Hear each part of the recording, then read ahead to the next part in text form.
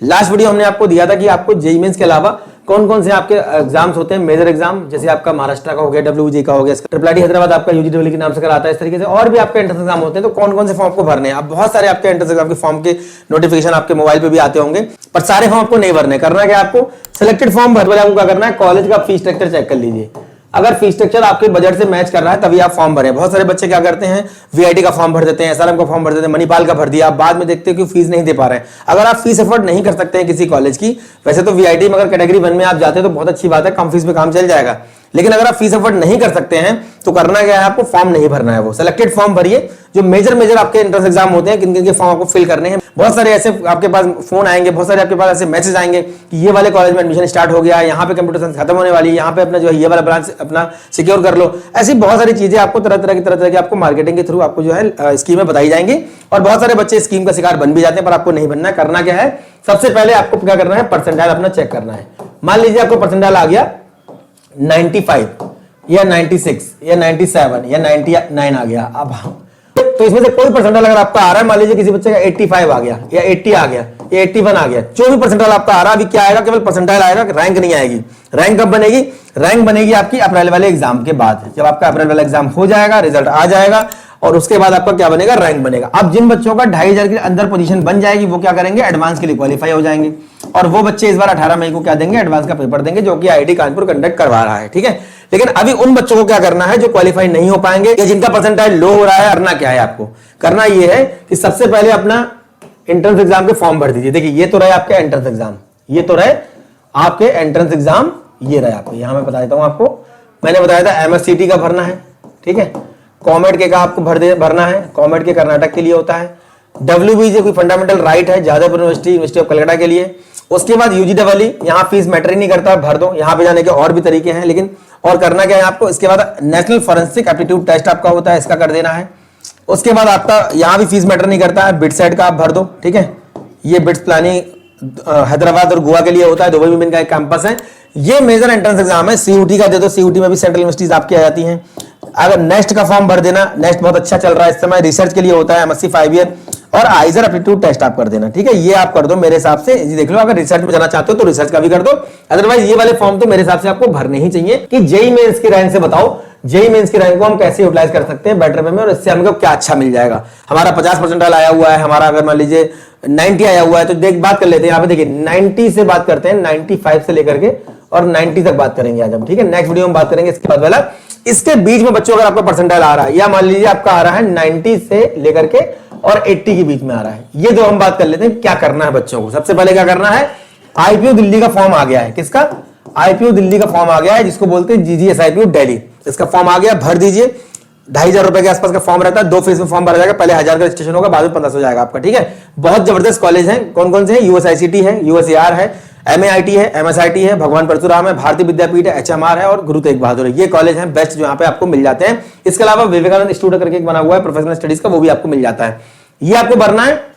इसके बाद करना क्या होगा, आपकी कौन कौन सी काउंसलिंग और होती है, रीप राजस्थान, इसका फॉर्म आपका आएगा अप्रैल के बाद। लेकिन आपको किस में रखना है, पाइपलाइन में रखना है। रीप राजस्थान का भरो, बहुत अच्छे कॉलेज यहाँ पे आपको मिल जाते हैं। एमबीएम जोधपुर है, कॉलेज ऑफ टेक्नोलॉजी उदयपुर है, उसके बाद आपका कॉलेज ऑफ इंजीनियरिंग कोटा है।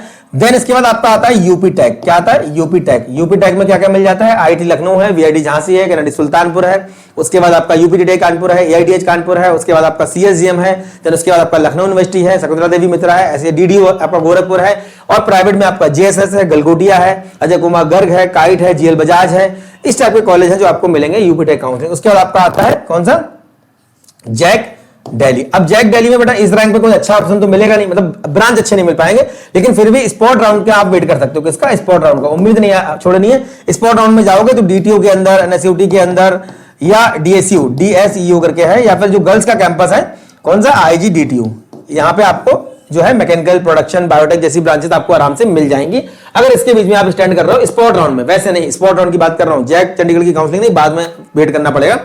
उसके बाद आपका आता है क्या, जैक चंडीगढ़। अब जैक चंडीगढ़ जो आपका आ रहा है, इसमें क्या करना होगा, जैक चंडीगढ़ में आपका कौन कौन से कॉलेज है, यूआईटी चंडीगढ़ है, यूआईटी होशियारपुर है, और सीसीटी चंडीगढ़ है, doctor S Bhatnagar. Doctor S Bhatnagar जो कॉलेज है ये केमिकल का कॉलेज है। 18,000 की फीस रहती है एक साल की, अब तो 22,000 हो गई है, और इस साल ये 2.5 लाख तक बच्चों को मिल गया है इजिली।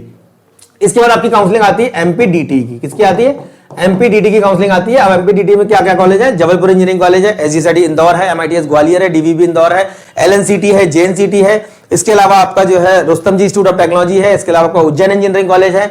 ये आपके बेस्ट इंजीनियरिंग कॉलेज है। जीवाजी यूनिवर्सिटी है, आरजीपी भोपाल है, जो आपको मिल जाते हैं और ये इसी के बीच में मिल जाएंगे, अच्छे ब्रांचेस वगैरह भी मिल जाएंगे।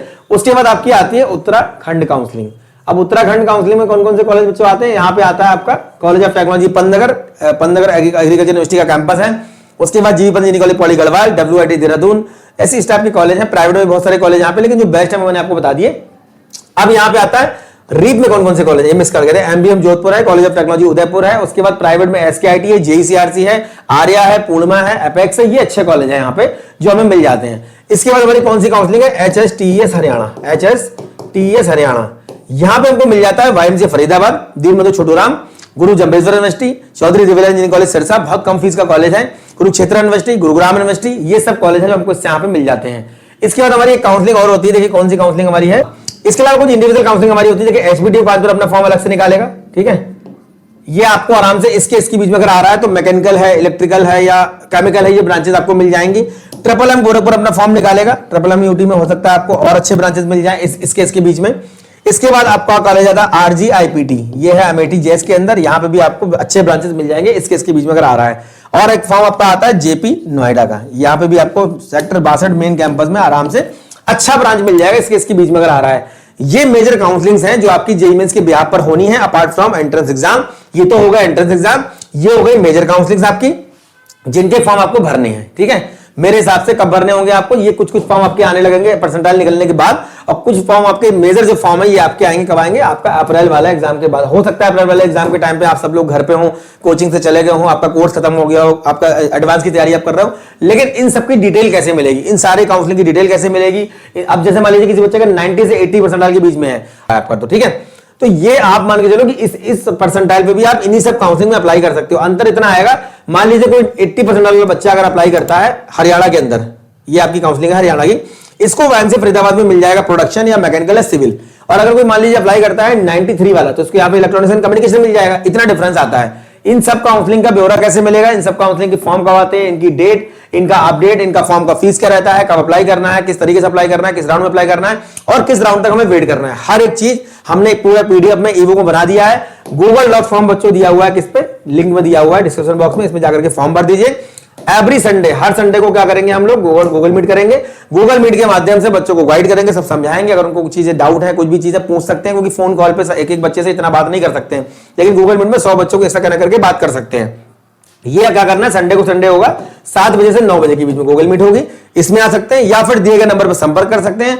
कोई भी अपडेट चाहिए काउंसलिंग के रिगार्डिंग, कोई भी अपडेट चाहिए काउंसलिंग के रिगार्डिंग। अब काउंसलिंग की जरूरत क्यों पड़ती है? काउंसलिंग की जरूरत क्यों पड़ती है बता दूं मैं आपको। देखिए क्यों पड़ती है, जैसे मान लीजिए किसी बच्चे का 93 परसेंटाइल है, अब मान लीजिए उसमें आईपीओ में अप्लाई किया, उसको मिल गया महाराजा अग्रसेन में मैकेनिकल इंजीनियरिंग, तो ये वो कैसे पता लगाएगा कि महाराजा अग्रसेन का मैकेनिकल मेरे लिए बेस्ट है, या अगर मैं और काउंसलिंग में अप्लाई करूं और मैं थोड़ा और वेट करूं, थोड़ा और पेशेंस रख लूं, तो मुझे इससे बेहतर भी कुछ मिल सकता है। पहला ऑप्शन आता है अपनी रैंक के बिहाफ पर, आपकी जेईई मेंस की रैंक के बिहाफ पर या परसेंटाइल के बिहाफ पर कहां अप्लाई करना है, कहां अप्लाई करना है, आंसर दे दिया, कहां भैया अप्लाई कर दो, कैसे अप्लाई करना है, प्रोसेस क्या है, इसका भी आंसर मिल गया।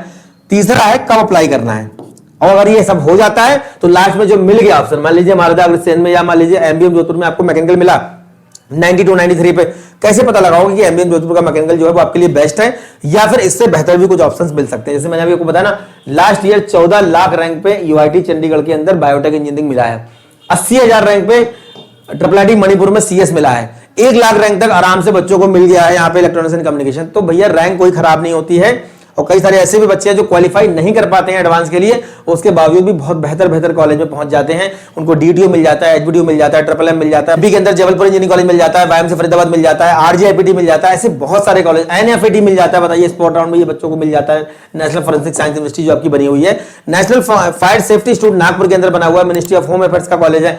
निफ्टम मिल जाता है, बताइए निफ्टम के अंदर पहला ऐसा कॉलेज जो कि निफ्टम आपका जो कॉलेज है, ये पहला ऐसा कॉलेज है निफ्टम आपका जो आपको 6 महीने की पेड इंटर्नशिप देता है। अब ये बताइए 4 साल का बीटेक करने में 6 महीने की पेड इंटर्नशिप मिलती है बच्चों को, 15,000 20,000 मिल जाता है आराम से। बड़ी कंपनीज यहाँ पे आती हैं। हमारा एक स्टूडेंट यहाँ पे घनश्याम है, अमूल कंपनी में जॉब कर रहा है। इसके अलावा बहुत सारे बच्चे सर प्लेस्ड हुए हैं निफ्टम से।